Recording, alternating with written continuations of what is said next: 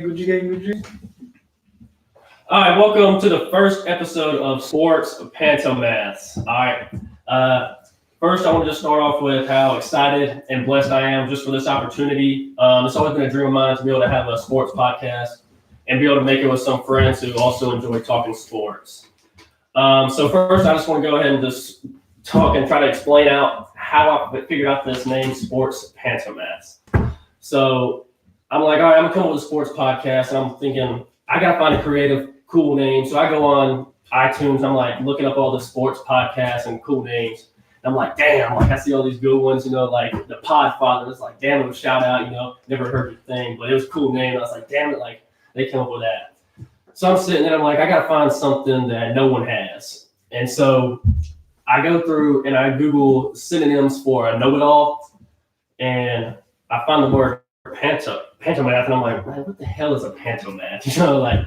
So I go up and I'm like Googling what's the definition of Pantomath. Turns out it's not even an actual word, but it originates from Greek. And I'm like, shit, that one just sounds smart. So I'm gonna use that. So I'm like, it's a sports know-it-all. So pretty much a Pantomath is someone who knows everything or wants to know everything. And here on this show, we want to be sports Pantomaths. We know everything about sports. We want to know everything about sports. And this podcast just brings us like a platform where we can all get our voices and our opinions out there, and others can come. You can email or have an opportunity to come onto the podcast and try to, get your opinion out there and be your own sports Pantomath. So pretty much what we kind of go over in this podcast, we're going to kind of talk about, NFL football, college football, college basketball, NBA basketball, the MLB. We'll kind of bring you some fantasy football advice. Right now it's about to be at the end of the season.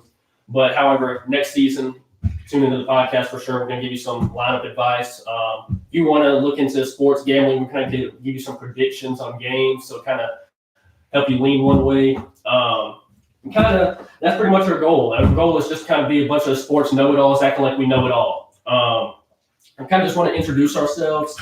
I'm a college student. I'm 22 years old. I've played and followed sports my whole life. I just always enjoyed sports talk shows.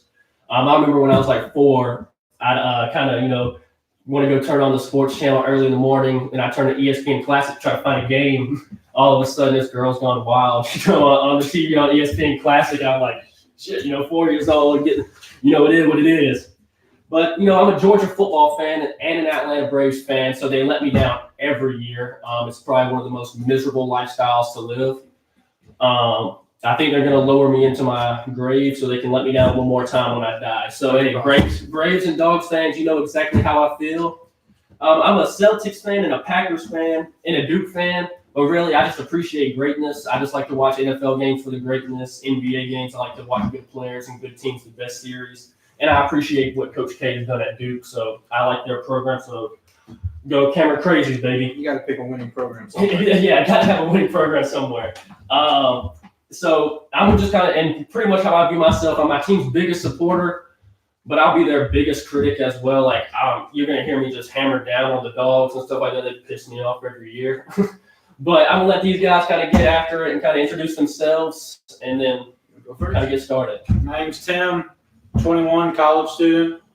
I like all sports, hate all sports, all of them. Yeah, so I'm Dakota. I mostly watch football, basketball, and also something that you didn't mention is we'll also discuss big UFC events. Yes. So there's an upcoming event January 18th. Conor McGregor is fighting. There we go. So his return. We'll be talking about that. That's for sure. But yeah, this is kind of got to be our UFC expert. When he gets time, he's got our insights to UFC. Don't talk shit. He may come across the camera or something. Like one of us. You never know. Then Timmy's going to kind of be our soccer expert. And we're missing a couple guys. Shout out Tristan. I hope you're feeling better, man. Can't wait to have you on the podcast Monday. He's going to focus on soccer. And then our boy Zach, he can't be with us tonight. He's busy tonight. But shout out Zach. We miss you, man. Can't wait to have you on the podcast. He's MIA. So, rather ado, we're going to go to start off with our first topic. And it's kind of going to be our NFL power rankings for this week. And so I've been watching the NFL games. I watch the Red Zone channel on Sunday. I got to with my fantasy football. You're lucky. And so what I like to do is I kind of find like the 10 best teams that I think doesn't matter the conference, the top 10 teams that I think are in the NFL right now. And so At 10, I'm going to start off with the LA Rams. I think the LA Rams mainly because Sean McVay is a great offensive coach, and he's got Wade Phillips as a defensive coordinator. That's just a great coaching staff. I think they're starting to get hot at the right time. See, they had a big drop off in that middle of the season when we started counting them out, and we're like, oh, let's talk about the 49ers or Seahawks. But the LA Rams have a chance to slip in as a wild card team, and you tell me who wants to face them because they match up with every team perfect. You got shutdown corner Jalen Ramsey, Aaron Donald on the defensive line, and then I don't like Jared Goff, but hey, he can get the job done with Sean Also, McVay. I think one of the concerns about the Rams is Todd Gurley's knee. Yes. We saw how little he was used last playoffs. And see, that's huge because the arthritis, I've never heard of arthritis at that young age. But hey, a dog fan, shout out Todd Gurley. I appreciate him, but hey, he just hasn't had the same year. But he's starting to get a couple more touches, starting to look more alive in the action. But I got LA Rams at 10. At number 9, I got the Houston Texans. Deshaun Watson, DeAndre Hopkins. That's just a bad little duo right there. And they got some deep threats too. I like their weapons, but I don't like that loss that they just had at the Broncos. They got killed by the Broncos, and a rookie quarterback in his first start, or I don't know if his first start, but first year quarterback. Drew Lock picked him apart. It seemed like. Any disagreements so far? Well, we gotta Okay, first. Also, I think the Rams should be lower no matter what. No, what do you mean, like higher up in the rankings, or like? I think they should be Out of the top top 5. Oh, great! Oh, dang! Well, let's hear your top 5. Yeah, let's say I may change your mind. At 8, I got the Green Bay Packers. I'm not sold on them. Honestly, they haven't impressed me one game this year, but they have a better defense, even though it ranks like in the top, like the high 20s in statistics and everything. I feel like they're a bend don't break defense to a point. However, I'm gonna go with Aaron Rodgers and Aaron Jones, running back, have been a breakout player this year. I think that of course they're gonna make the playoffs. I just don't know how deep they're gonna go. They just seem soft. They got dominated by the Chargers. I'm pretty sure the 49ers. They haven't looked that great against good teams. Yeah. 7, I got the Patriots. I never count out Brady and Belichick. I think they're gonna, make playoffs, stuff like that. I don't think they're gonna make AFC Championship game this year. I think they're gonna get beat because it matters if they get home field advantage. And right now, it looks like they wouldn't have home field advantage compared to the Ravens. So, but it's hard to count out Brady, Belichick. They don't have the deep threat. They don't have Gronk. And honestly, I think missing Gronk hurts the worst at blocking the run game. He was always a mismatch. Even when he was old, he was still a mismatch. So I will say, being a former offensive lineman, Gronkowski is one of the best blocking tight ends I have seen. Exactly. He is an outstanding blocking tight end. Exactly. And he can set the edge, all that stuff. I just think he's a huge piece missing out of that offense. 6, I have the Minnesota Vikings. Wow. Every single thing about the Minnesota Vikings is good, except for when they play on prime time, and all of a sudden Kirk Cousins has never thrown the football. Well, how about this? Let's talk about this for a second. Ever since Kirk Cousins was called out by Adam Thielen and Stephon Diggs, he's been a different player. Except for he had a primetime game where they won the game, okay? Yeah. But still, man, he looks like he just doesn't want to show up for primetime games. He looks nervous on the biggest stages. Yeah. Now, I'm talking about, if you throw him out there on a 1:00 Sunday game, he's due for 25 points of fantasy football. Yeah. But shoot, you throw him in that Monday night game, Sunday night game where it's all eyes on you. Sometimes it takes your teammates calling you out to kind of wake you up. You make a lot of money. Also, Dalvin Cook runs the ball like a champ. Yeah, I'm about to say top 5 back in the league right now. Got to have a couple more years under the belt. At number 5, the Chiefs. Their defense is starting to come around. Pat Mahomes, one of the best quarterbacks I've seen. Don't even have to say that.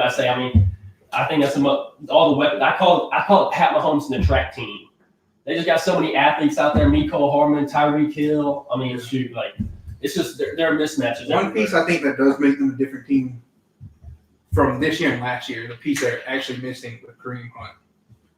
I think Kareem Hunt brought something to the passing game. I don't think they have a running game. They don't have any running game, and that's what worries me, especially playoff time. Yeah, I just think he gave another option for Pat Mahomes that kind of got their eyes off of Tyreek Hill a little bit, maybe. No, yeah, I was in like a safety valve. When you're in trouble, I can just dump off Kareem Hunt right here. Number 4, Seattle Seahawks. Russell Wilson, Pete Carroll defense. They're always consistent. They got Jadeveon Clowney rushing the passer. I mean, you know what I mean? That's just a tough out. 3, I have the Saints. I love Drew Brees, Michael Thomas, Sean Payton. They have an amazing defense. I think that's just a tough out, especially if they get home field advantage, which is not looking good after the 49ers beat them, but they still have a shot. But it's just going to be very tough to beat them at home. Number 2, I actually have the Ravens. MVP and who I believe is now probably my favorite quarterback in the NFL, Lamar Jackson. He's just very likable. I want to go out there and kind of put pads on and go play with him. Shoot, kind of want to go knock some heads off and shit. He's just this guy that I want to go play with. He's a big trust. Him and Mark Ingram. I'm giving Lamar Jackson a lot of credit, especially after he just threw up 36 on me this week in my fantasy championship. So that's really put me in a hole. However, I think he gets his guys ready to play. They want to play with them. And Harbaugh is a great coach for fitting his system to his best player. And he's got it's a new style of offense with a lot of read options and stuff, but it's old school where we're going to run the football, we're going to out-physical you. And that's what I really appreciate about it. Number 1, I got the 49ers. Best defense in football. They got 3 good running backs. Breida, Tevin Coleman, and this new guy, Mostard, who I don't even know if I said that right, but damn it, he's good. I picked him up on the fantasy team, back-to-back 20-point week, so good stuff, man. I need it this week, though. George Kittle is the best tight end in football right now. Absolutely. Emmanuel Sanders was a great pickup, and then Deebo Samuel's actually been a very good wideout for them this year. Yeah. They got the best play caller in football, Kyle Shanahan. I think anyone that watched him play at South Carolina, I believe it is, kind of knew he would be a good NFL quarterback. Watching him play receiver. When him and DeAndre Baker would go up against each other, that was always a great matchup to watch as a Georgia fan. So that's my top 10. I'm going to see what they got to say. I don't have an argument about your top 4. I will say is the Rams and the Patriots, their defenses are still – I'm a Patriots fan, by the way, and I don't care. Their defenses are still great. Aaron Donald, Jalen Ramsey, and the Patriots defense is still good.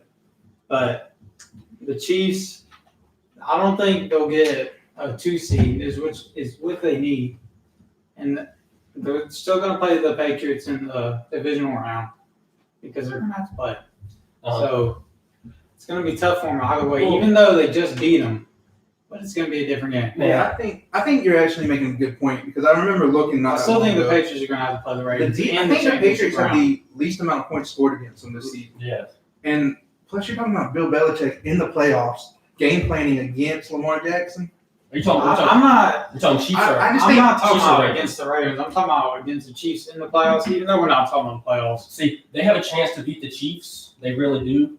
I personally think they can beat Baltimore too. I think they'll probably end up back in the Super Bowl. I mean, it's hard to bet against Tom Brady and Belichick. I haven't, man. See, I do agree. The Patriots are reminding me almost like Georgia this year. They have no vertical threat down the field. Yeah. They don't have a tight end presence. The offensive line is supposed to be good, but they're underperforming, so the run game is lacking to a point.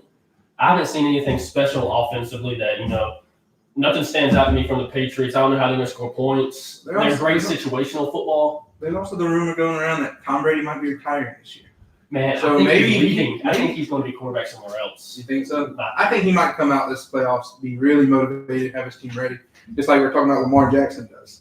Tom Brady, I think he's going to do the same thing. But even though we're talking about these rankings, the Rams, I still think the Rams have a chance to get through. Oh, yeah. All right, so who are you putting the Rams ahead of? Yeah, what do you think the Rams? I'm putting the Rams at like 6. 6. And the Patriots at 5, and the Chiefs at like 8. Or 7, 8 or 7. But see, this is my thing with the Chiefs. The top 4 is perfect. The Chiefs for 49ers and Ravens. That's the best 2 teams in the NFL. My Super Bowl is the Ravens and the 49ers. Yeah, that's true, but there's still a lot of games. If both teams are healthy. Yeah, Lamar Jackson could go Cam Newton on all of them. Hey, Lamar Jackson is twice the athlete. I mean, I'm telling you, best running back in football and best quarterback in football right now. I love Mark Ingram. And Mark Ingram's a great runs the ball like a bull. Man, I will pay someone $200 from this table if they can find Mark Ingram and let him run you over in the front yard. We can live Bet stream you that know to who will YouTube. though. Zach. Hey, Zach if he'll get an autograph, we can maybe talk Zach into letting Mark Ingram run him over. We'll have to get to him when he gets back with us. All right. Anything? Jimmy G. What do you guys think about Jimmy G and the 49ers? So I like Jimmy G, I've heard a lot of people critique, especially against the Saints. that won me over, man. That drive against the Saints after Breeze went down and gave them the lead, and Garoppolo was like, "Hold up." I was the guy who was, out here partying in San Francisco. I got called with a porn star, stuff like that. I'm Jimmy G, damn it. And he's like, all right, I'm going to put the team on my back. I'm going to go score us this points. And talking about the pass to Kittle and Kittle just shoving the guy in the face mask. That was just like, I hate to say it, but that is typical Saints fans luck. We know how you feel, Saints fans. We are Georgia fans here. We know exactly how you feel. Trust me, we can't beat Alabama. So that's my thing. I think that's probably my top 10. Who is hard to keep out of there, I will say the Titans have really gotten hot, and I really like them with Ryan Tannehill. Yes. I enjoyed that.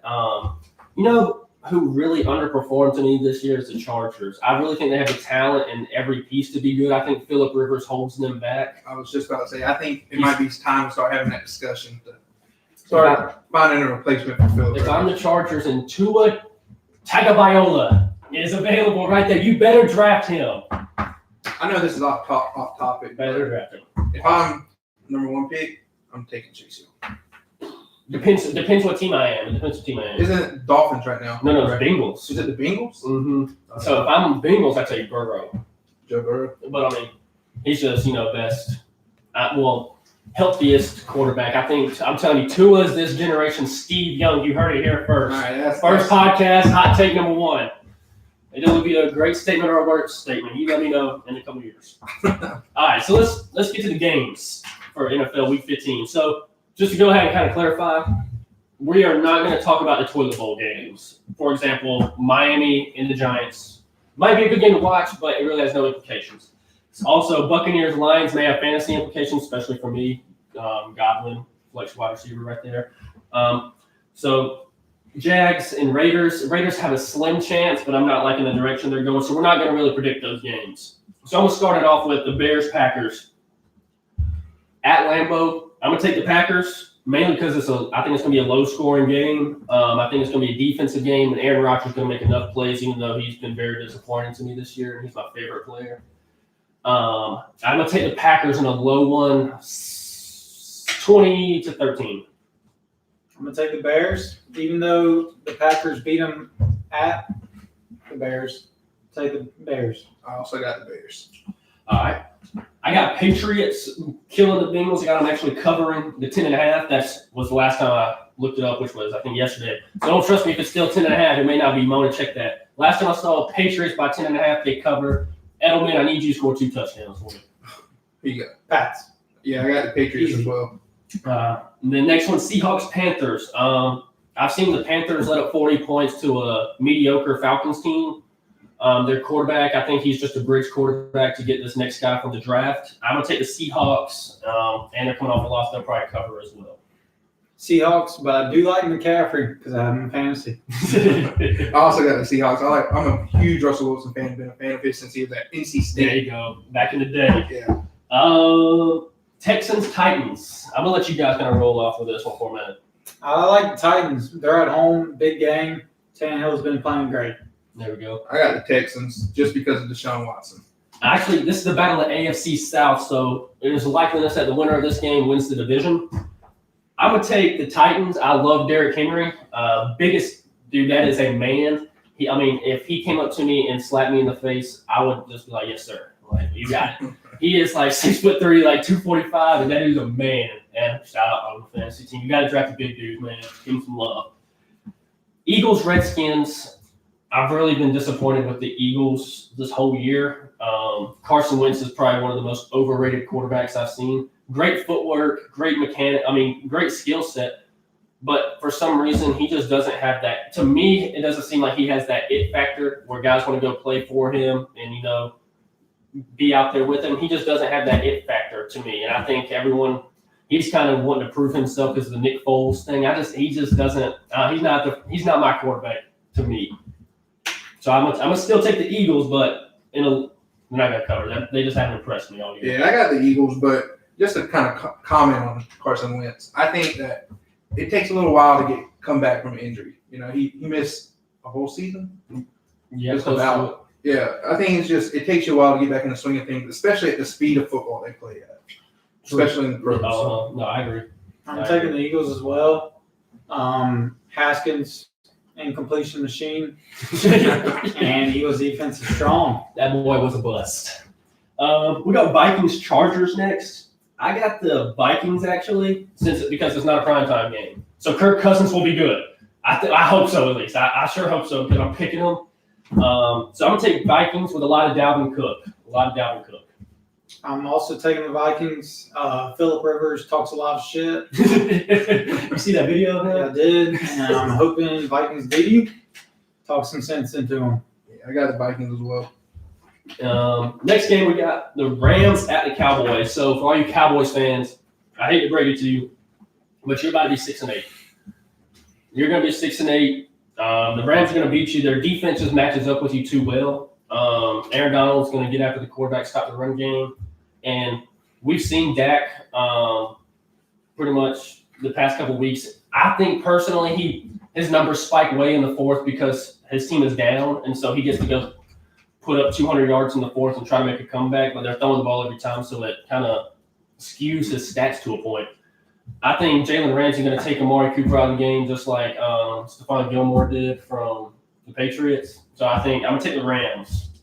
I also got the Rams.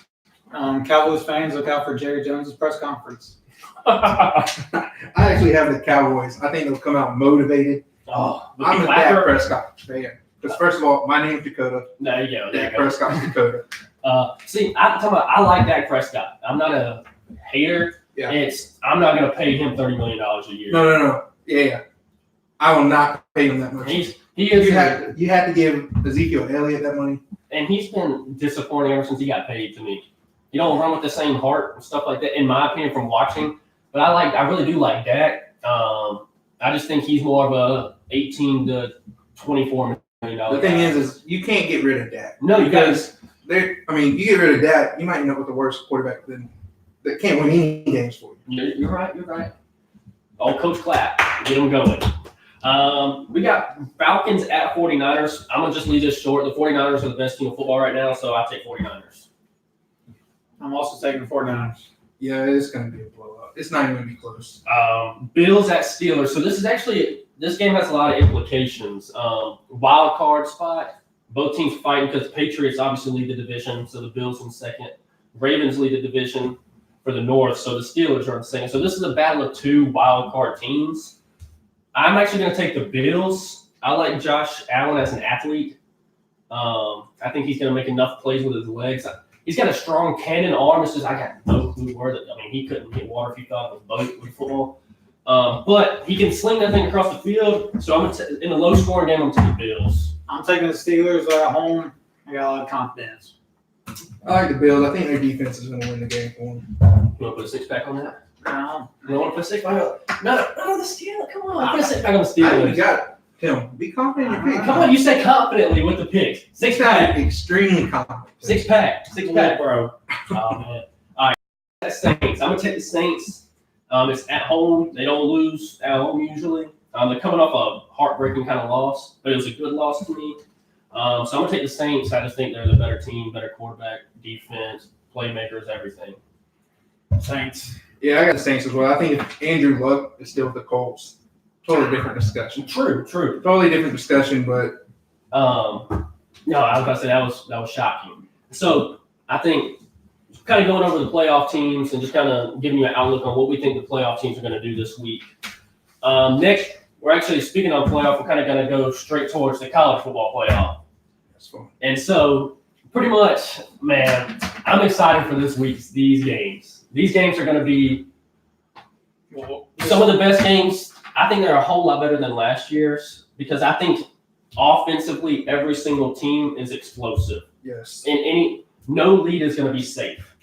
So whether you get up 21 points or something, you still have to keep your foot on the gas because all these teams can score and score in a hurry.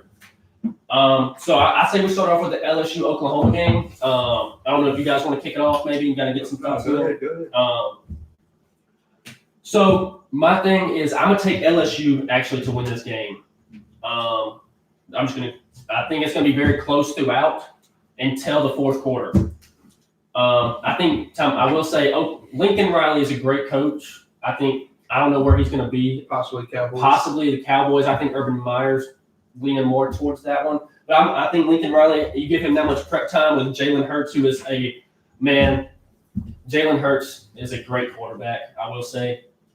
I've liked him ever since his whole transfer thing. I think he handled the situation perfectly. I think he's going to put up numbers. He's tough to guard. He's a champion. Been there before. So he's going to have a good game. Coach O, though, can get his players ready to go like nobody I've seen. I feel like they're on more of a bigger mission. Every single time that they win, they're bringing up, man, we're doing this for Louisiana. We're doing this for our state, for the people of Louisiana. I feel like they play with more heart and stuff like that and more pride for their school than other schools that I've been seeing, where it's more of they're playing for themselves. And I don't know, it just seems like it's a bigger cause over there. Joe Burrow with two great wide receivers over 1,000 yards. Running back who is I can't pronounce his last name. I can't do it either. Alaire or something like that. Z-Layer. Something. You're great. Yeah, you're a great back, man. Just Gary Danielson gave him the best compliment you could ever give the guy. Darren Sproles. And tell me, he's a little guy, but he can do it all. He can catch passes, he can run, he can block. In the SEC championship game, they kept spreading him out wide. Yes, imagine a problem, dude. And then they have a great tight end. Yes, it's Moss. I think he didn't have the biggest game in the champ game. No, but they didn't really target him. Georgia's got great safeties to kept match up with that. Burrow did. But I will say, great tight end. Their defense is going to make the second half adjustments to where they can kind of blow it open. I love Delpit and the two freshman corners. I think one's last name Stingley, I think. And he's finally healthy. Man. Yeah, Delpit finally healthy. I think those are going to be the game changers on defense. It's going to be great to watch them go against CeeDee Lamb, though.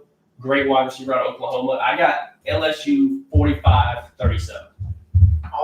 Oklahoma's defense has improved, but I still don't think it's strong enough. I think LSU's got it, and I think Joe Burrow is going to take over like he's done all the season. So I'm fixing to get y'all together. You ready? I actually have Oklahoma upsetting LSU. Really? Yeah, I have Oklahoma upsetting LSU. I think the mind of a champion that Jalen Hurts has, that's incredible. Like, the man wins football games. That's the intangibles you can't coach. You can't do it. And I think Joe Burrow is bound to have a struggle game. He hasn't done it all year. So I think it's going to be a high-scoring game, personally, as well. Oh, man. I really like your Jalen Hurts is the heart of the champion comment. Yeah. But I hate to say it. I saw him play against the Georgia defense in that season. Now, he's made improvements. A couple years ago. The national championship game. Yeah. I saw the defense get after him. He looked like a deer in headlights. That was his sophomore year. I will say he's grown a lot. But I will say, if he is anything like that. Last year for him, I don't think turning point for him. Big 12 defense, though. Yeah. They don't have the time. He's been now LSU's defense dominated Georgia. I will say the Big 12 game. Baylor's pretty good, and we'll see. Is Baylor that good, or is Baylor just not playing anybody? Well, we'll see beforehand against Georgia. They'll play Georgia. Good either. They let me down. Yeah, but what my point is I think LSU's defense isn't as great. I think they had an outstanding game against Georgia. All right, I think Georgia also played. Georgia's not absolutely terrible. Georgia's offense is terrible. Yeah, I think Georgia's played absolutely terrible. But I don't think LSU can stop Jalen Hurts. I think it's going to be a blowout. Do you really? Really? Wow. See, I think it's going to be close for a while. But see, I don't know. I don't see Jalen Hurts being. He can throw the ball. I'll say he can throw a good ball. I don't know if he can make those tight window throws. I think it's going to be last year, like Alabama did to Oklahoma. You really think? It's going to be blowout and then they'll slowly kind of make their way in. Okay, I can see that too. But I think it's going to be close throughout, and then LSU going to blow it up, and maybe a turnover or something like that. Yeah. But the real big game. There we go. It's Clemson. Ohio State. So this is the best matchup to me. Absolutely. Best first. I don't remember a game like this since Georgia Oklahoma in the playoff. I knew that one was going to be a great game. I remember watching that from the hotel room, yelling, "Don't ape shit, man!" Hotel room. I was in New York watching the game in a hotel room. Yeah. You know, my family. You know, I went to a New Year's party in New York, hungover a crap after, man. But hey, go Dogs! I was pumped. I had a jersey on. That's when I was wearing my Georgia gear because it was good luck at that time. And so I'm watching the game, and that's probably like one of the best playoff games that I've seen. Being able to watch it, and like, I wish I can just see Sony Michel running for the game with a touchdown right now. Sony Michel went off that game. But this is the best matchup to me. But the biggest thing where I see is the health of Justin Fields. He hasn't seemed the same since his injury against Michigan where he hurt his knee. Now, he did have that good touchdown pass, but I saw him in the Wisconsin game, and, man, that Badger defense got after him in that first half. And they cannot afford to have a half like that against a Clemson team who can put up points. Especially in the second half of the season. Yes. Totally different team. Totally Since the North Carolina game, they haven't had a game close. It's been a totally different team. They won the conference championship 60-something to 17. Against Virginia. And everybody bashing the ACC. Go look at how many teams made bowl games from the ACC. Is it really that the ACC is that bad, or is Clemson just a top-tier team that makes everyone else in the ACC look that bad? Yeah. That's my take. I think J.K. Dobbins is going to have to play a huge game for Ohio State. They're going to have to kind of almost slow the game down to a point. Chase Young and their two great corners, who are NFL guys, probably first-rounders, that's their toughest test of the year. They're going up against that SEC defense, who is bigger and stronger than all the opponents they face every year. Those wide receivers and tight end and running back from wrong team. Those wide receivers from Clemson, T. Higgins, Justin Ross. Yeah. Those guys are no joke. And even the running back. Travis Etienne, whatever it's like, something like that. Damn, he's good. We know who he is. Position. They got skill all over. And tell me one thing that people are forgetting to mention about Clemson. Last year, before the playoff, they had a 6'5" tight end, Braden Galloway, suspended for a whole year because he failed a drug test. He comes back for this game. This is his first game back. So now you're getting Trevor Lawrence another weapon that he had all last year. All the year previously. Like, he's had reps with this guy. He's returning from suspension. So that's just so many tools. How much do you think he's actually going to play? The thing is, even if he doesn't really have much of an impact, just line him up on the field, he's a matchup problem. Yeah, you think he'll do that? That's what I would do personally.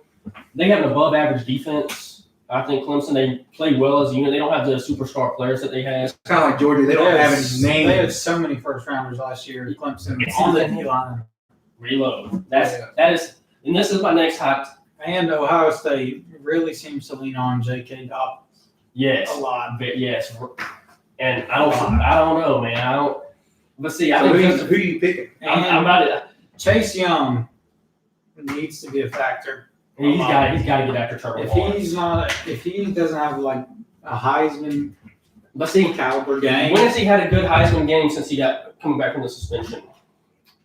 The first game that he played in, was it Penn State? Was it Penn State? He didn't make any sacks, but he caused disruptions everywhere. I can give him that. It's just he hasn't put up the Heisman numbers since the suspension. So to win the Heisman, he has to put up Heisman numbers. Yes, but to affect the game. But to make an impact on the game, if you're just pressuring Trevor Lawrence, making him throw off his back foot, something that he does do. That is a good point. I will say. I mean, if he can just he's pressure turnover prone. Yeah. He's a turnover. He's a turnover waiting to happen with the sunshine hair going and stuff. But hey, honestly, Clemson would be a dynasty. We'd be talking about them being the dynasty of the last 4 or 5 years if it wasn't for Alabama. Really, I mean, they beat them once, but really, in reality, I mean, it's a Clemson show for right now. I think Ross and Higgins are going to make some game-changing plays. I got Clemson winning 38-34. 34 Clemson? Yes. All right, so I love Clemson. Big Dabo fan. Okay. I think everyone's pretty much a Dabo Swinney fan. I don't know. I really don't like the shots he takes at Georgia with that cupcake schedule he's got. I think he's just trying to get people talking, trying to get the team motivated again, which has actually been working. No, I agree. I just had But out there. I actually have Ohio State winning this game. I think Chase Young will make a difference. I think the corners will make a difference. And I think Justin Fields will have a big game as well. What about the Clemson offensive line, though? I mean, they're not no pushovers up there either. They're not, but I just think Chase Young's such a difference maker. And I think, moving the pocket with him. And honestly, if I'm Clemson, I'm running the ball at Chase Young. I'm making bodies hit him. Well, that's the thing. He's He's not just a pass rusher. No, he's an all-around player. He's the best player coming out for this NFL draft. But the thing is I'm going to make sure that he knows he just played Clemson when he wakes up. So we're going to go at All right, him. so if you over-focus on Chase Young. No. I'm gonna run my offense exactly how I usually would, just like he wasn't there. But hey, we're gonna help out here on this side. Yeah. We're gonna chip with running backs if we got to, hit him with a tight end. I guarantee you that's been the game plan every single game against Chase Young, and it hasn't worked. But he does face these Big Ten slow offensive linemen too. Come on, you've seen some of them. Iowa always has great offensive line. They're slow as shit, though. Come on, they look like they're trying to move in quicksand at times. Come on. You look at an SEC offensive line and then a Big Ten offensive line. You're like, I can see a speed difference. They're all like 300 pounds. No, but insane. But there's athleticism. There's a speed difference. There's footwork. I just think there's. We're still talking about D1 athletes. Yeah. So I don't know. I think there's a big difference in the SEC I offensive don't line. think they'll be able to stop Chase Young. Oh no, I do not. No one's going to stop him, but you can contain him and limit what he does. No, I think he's going to have a monster game against Clemson. Anyways, I got Ohio State. Now, I'm a big fan of J.K. Dobbins, and I think Ohio State's defense is going to stop him.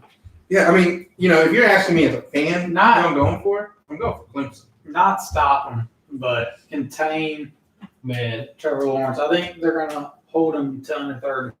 This is my thing.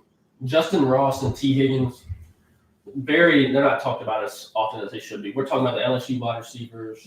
We're talking about the 4 good wide receivers. Yeah, it used to be 3, but then Waddle went off. So now, they got 4 great wide receivers over there. But see, they're just sleeping over there at Clemson. Like, hey, you just keep sleeping. They're waiting for this explosive game. They've been saying we haven't played nobody all year, which they truly haven't out of conference. Their out of conference schedule is a joke. And they're in conference. Well, they played probably the best 7-5 team that's probably ever happened in NCAA Texas A&M. Okay, but hear me out. What ranking is Texas A&M in the SEC? Given that their losses are to all the top teams ahead of them. Yeah, I don't think they're a top team, but I think they're one of the best 7-5 teams. I want Clemson to go step out of conference, even if they don't. For example, they're going to play Georgia within 10 years. I'm excited for that home and home. I'm excited. I want to see them schedule more teams that actually can show up to a damn game besides this Charleston Southern bullshit. Let's be honest. Like, some of it's just like a joke to who they play. Yeah. Western Carolina. They can just. Shoot. It's like giving me some pads and giving me ball. All right, Cole, you're gonna take Uncle Rico's quarterback spot. You're gonna come out here and you're gonna be leading us against Clemson. You're gonna kill me. So I don't know, man. I got Clemson 38-34, even with the cupcake schedule, going to prove something. And then eventually Dabo's going to leave Clemson to go to Alabama. Oof. Hot take again. Which is really a hot take. But all right, since we're talking college football, let's go ahead and talk about the one game this weekend. How does that sound? That go with you guys? We're going to go to the Army-Navy game. So I'm pretty sure it's the only game of the weekend. I'm not too sure, honestly. I know there's no big games. Yeah, it's the only game of the weekend. This is probably the only time that I'll see these two teams live. I don't really, I'm not going to watch them unless it's this game and it's the only game on. However, I love watching this game because it's played with a lot of heart and pride. They have pride for their schools. They go out there, and honestly, they're putting it all on the line for this one game. They hate each other. It's like I compared it to fighting your best friend when you're little. You're sitting there, and at the time you're like, I'm going to kick this dude's ass. And later on, you're like, you know what? Like, I'm going to call him and see if he wants to come back over and us keep playing football. Like, you respect each other, and you respect each other's game. But at the same time, like, you want to beat each other. So this is the top 2 rushing offenses. Navy is a 9-2 team. They're 23rd in the country. Their only loss are Notre Dame and Memphis. So I think Navy wins 31-17. They're going to pull away in the 4th, and they're going to cover the 10.5 spread, which was the last time that I saw. What was your score? 31-17. Wow. Yeah, I got Navy as well. Army's won 3 straight. My bad, but they're 5-7, I believe, and Navy's ranked. So Navy. Yeah, I got Navy. And I don't know about 31 points. You got two teams running the triple option, going to eat up some clock. I think it should be close. I think it's going to be close. And I think the game traditionally is. Now, hear me out. I only watch the first 15 minutes of Army Navy every year. Never watch the whole thing. It's tough. It's tough. It starts putting me to sleep. It's tough to watch. I love the festivities at the beginning. Yes. But I think it'll be a much lower scoring game. We'll see. This is my take. I think it's going to be close for a while, just like I kind of said in all these games. But I think, honestly, I think when your pride is out there, you're going to keep games close. You're going to give it your all. But then the better team is going to pull it away. So I think it'll probably be like a 24-14 game going into the fourth. And I think a field goal by Army makes it 24-17, and then Navy scores like a late touchdown. I got a low score. 31-17. Maybe 20-something points scored total. Really? Yeah. See, I've watched the finish of the games, and I've seen how they can start going back and forth towards the end. It's almost as the defense get fatigued from stopping the run the whole time, and it's like, all right, man, like, shit, you just go ahead. Just go ahead and score one, so I'll go back to the sideline for a little bit. So I don't know what you guys want to get. If you guys want to talk Georgia football for a minute, since we're still on the topic of college football for a second, what do you guys think? Squeeze in 10 minutes of it. Let's do it. What is your status of the Georgia program right now? We're going to get more to this topic on Monday when Tristan's back with us because he's a fellow Dog fan. But we just got to kind of touch on this because it's just eating at me, man. It's hurting. It's hitting here. Yeah. Because I'm disappointed in how we haven't made the playoff for the past 2 years. It's been and that's very high expectations. But when you have top 5 recruiting classes, I mean, you have top 5 dudes on your team. So really, it's not a talent issue.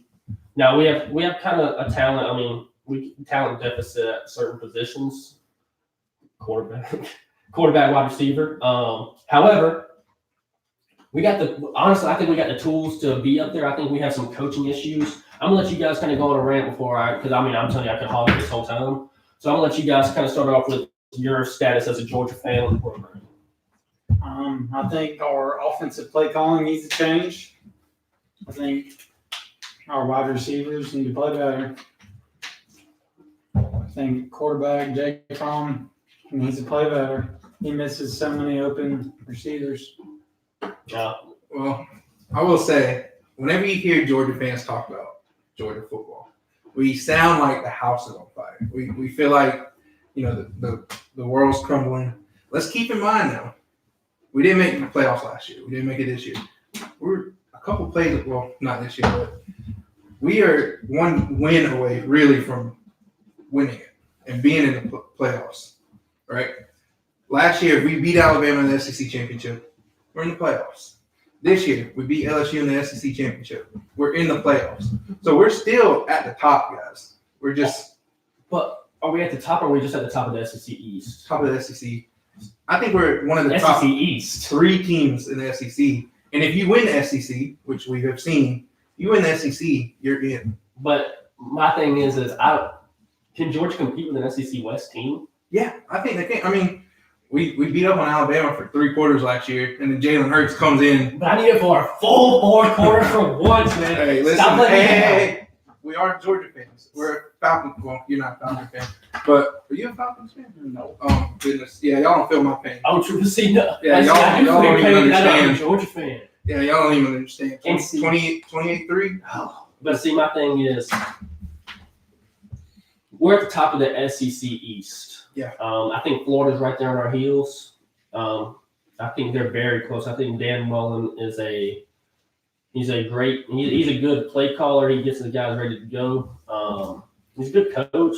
I think Kirby's a good coach. Okay. He's a good recruiter, a good coach. This is what worries me. He goes Mark Richt mode in big games.